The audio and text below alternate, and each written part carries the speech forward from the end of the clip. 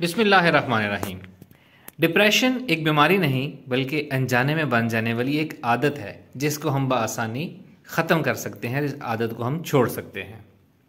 Depression की अगर हम तारीफ़ करें तो इसकी तारीफ़ ये बनती है a prolong state of sadness and hopelessness, यानी उदासी और मायूसी अगर तूल इख्तियार कर जाए और इस्तकामत इख्तियार कर ले तो इसको हम डिप्रेशन कहते हैं। अब उदासी एक हैबिट कैसे बनती है?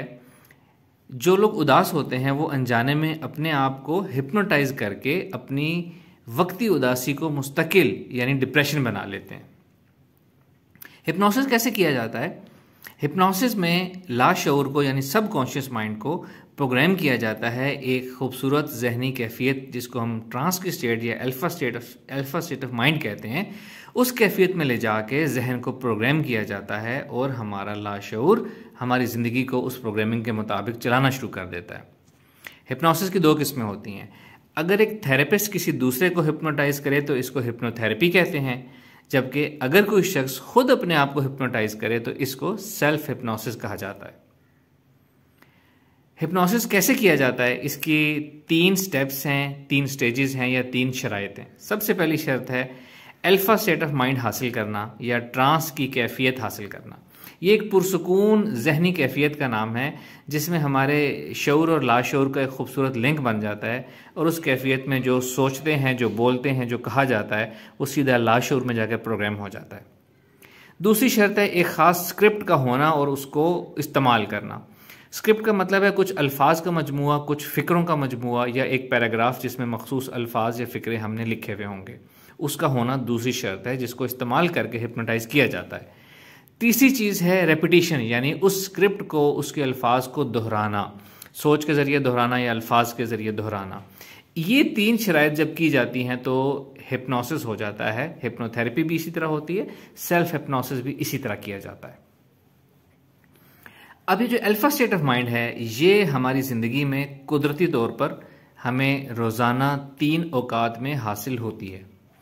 एक, जब हम सोने के लिए लेटते हैं, अपने सब काम ख़त्म करके अपने मोबाइल फ़ोन को साइलेंट करके स्टॉप करके रख देते हैं और आंखें बंद करके लाइट्स ऑफ करके आहिस्ता आहिस्ता नींद की तरफ जाते हैं, जिसमें हमारी जहन की सोचें आहिस्ता आहिस्ता कम होना शुरू हो जाती हैं, हमारे जहन की फ्रीक्वेंसी लोअर होती है, एक सुकूत सा कैफी तारी होता है हमारे ऊपर, हमारे जहन पे एक ठहराव सा आता है, गुनूदगी सी आती है और आहिस्ता आहिस्ता हम नींद की तरफ जाते हैं। इस कैफियत को हम अल्फा स्टेट ऑफ माइंड कहते हैं। सोने से पहले ये कैफियत लाजमी हासिल होती है वरना इंसान नींद में जा ही ना सके। दूसरा वक्त वो होता है जब हम सुबह सोकर उठते हैं, बेदार होते हैं, लेकिन हमारा जहन पूरी तरह एक्टिव नहीं होता। ये कैफियत 1-2 घंटे तक रह सकती है, आधा घंटा, 1 घंटा, 2 घंटा। यानी हम जब बेदार हो गए और बेड से नहीं उठे या बेड से उठ गए, अपना दिन भर के काम की तैयारी कर रहे हैं, नाश्ता कर रहे हैं या नाश्ता बना रहे हैं या अपने कॉलेज, ऑफिस, यूनिवर्सिटी जाने के लिए हम तैयार हो रहे हैं या रास्ते में जा रहे हैं। ये वो टाइम होता है जब एक ठहराव सा कैफियत में होता है, हमारे जहन में एक पुरसकून सी कैफियत होती है, हमारा बातचीत करने का दिल कम कर रहा होता है और हम उस एक खामोश कैफियत को एंजॉय कर रहे होते हैं। ये भी अल्फा स्टेट ऑफ माइंड होती है। और तीसरी के टाइम वो होता है जब दिन के वक्त जब हम रिलैक्स बैठे अपने ख्यालों में खोए होते हैं, जिसको हम डे ड्रीमिंग कहते हैं। ये भी एक ख़ास कैफियत होती है जहाँ हमारा जहन किसी एक नुक्ते पे बड़ा अच्छा सा फोकस हुआ होता है और वो उसी ख्यालों में खोया, इस तरह इंसान खोया होता है कि उसे अपने आसपास की खबर नहीं होती। यही वो कैफियत होती है डे ड्रीमिंग में, यही वो अल्फा स्टेट होती है जब हम किसी के बारे में सोच रहे होते हैं और अचानक उसकी कॉल आ जाती है, उसका मैसेज आ जाता है। ये अल्फा स्टेट ऑफ माइंड की वजह से होता है। अल्फा स्टेट ऑफ माइंड इतनी अच्छी एक स्टेट ऑफ माइंड है, इतनी फोकस और इतनी तासीर वाली स्टेट है कि इसमें हम जो सोचें वो असर रखती है। हमारी सोच मीलों दूर किसी दूसरे तक पहुंच सकती है और वो हमें याद कर सकता है। इसको अल्फा स्टेट ऑफ माइंड कहते हैं। अब ये 3 औकात हैं जब हमें कुदरती तौर पर अल्फा स्टेट ऑफ माइंड हासिल होती है। इस अल्फा स्टेट ऑफ माइंड का अगर हम अच्छा इस्तेमाल करेंगे तो हमारी ज़िंदगी बहुत अच्छी हो जाएगी। अगर हम अनजाने में इन 3 औकात का मनफी इस्तेमाल करेंगे तो हमारी ज़िंदगी बुरी और मनफी हो जाएगी। अब डिप्रेस लोग जो होते हैं वो असल में क्या करते हैं, कैसे अपने आप को हिप्नोटाइज करते हैं? सबसे पहले उनके पास एक स्क्रिप्ट होता है नेगेटिव थिंकिंग का, जैसा कि कुछ लोग ये सोचते हैं कि कुछ बुरा हो जाता है, कोई ज़िंदगी में नाकामी हो जाती है, किसी चीज़ में कामयाबी नहीं मिलती, तो हम गैर इरादी तौर पर ये बातें कहना शुरू कर देते हैं कि हमारा तो नसीब ही ऐसा है, हमारा कभी कोई काम अच्छा नहीं हुआ और हमारे साथ ऐसा ही होता रहेगा, वगैरह वगैरह। इसको हम स्क्रिप्ट कहेंगे। एक स्क्रिप्ट ऐसा उन लोगों के पास होता है लाजमी जो बाद में डिप्रेशन में चले जाते हैं।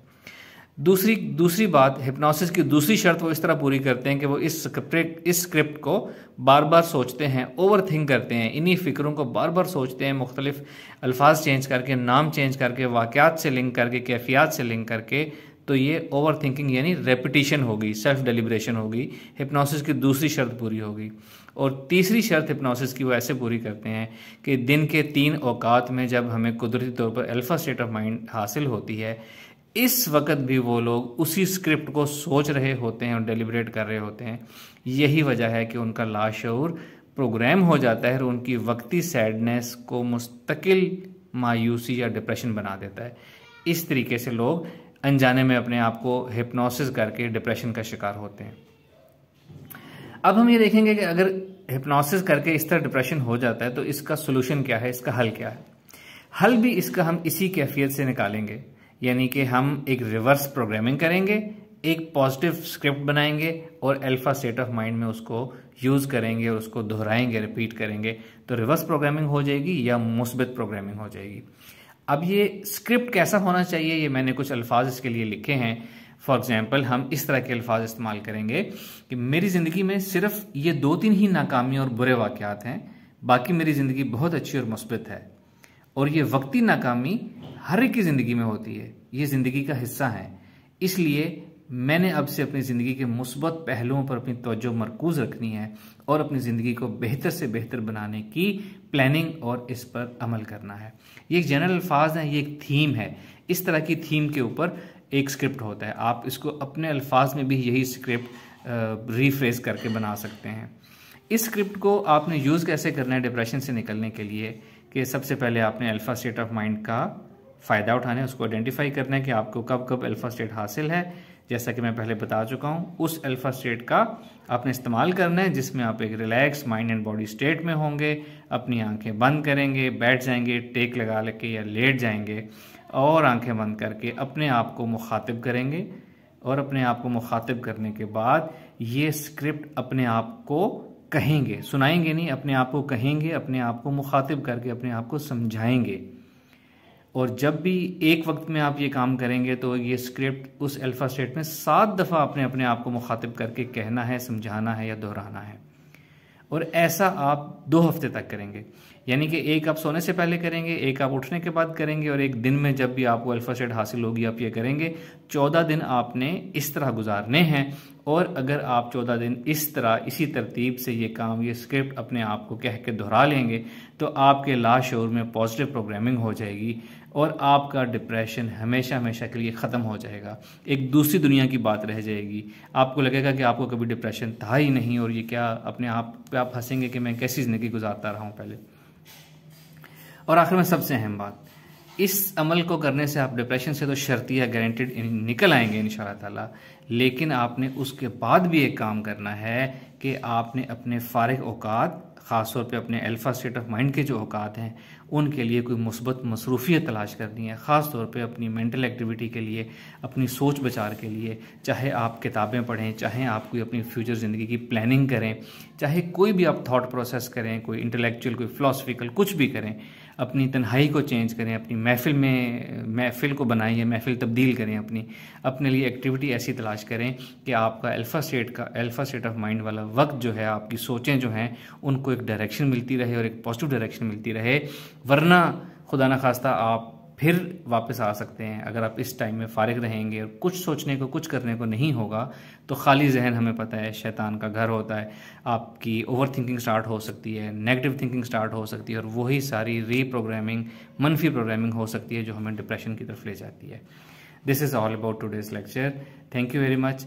अगर आपके पास कोई कमेंट हो, कोई सजेशन हो, कोई सवाल हो, या आप किसी टॉपिक को नॉमिनेट करना चाहें कि इस पे हम अपनी राय दें, तो आप हमें रब्ता करके आप हमें कमेंट में भी बता सकते हैं। आप हमारे कॉन्टैक्ट इन्फो से भी हमें रब्ता करके अपनी रिक्वायरमेंट बता सकते हैं। हम आपके सजेस्ट किए हुए टॉपिक पे ज़रूर बात करेंगे। Thank you very much. अल्लाह हाफिज़।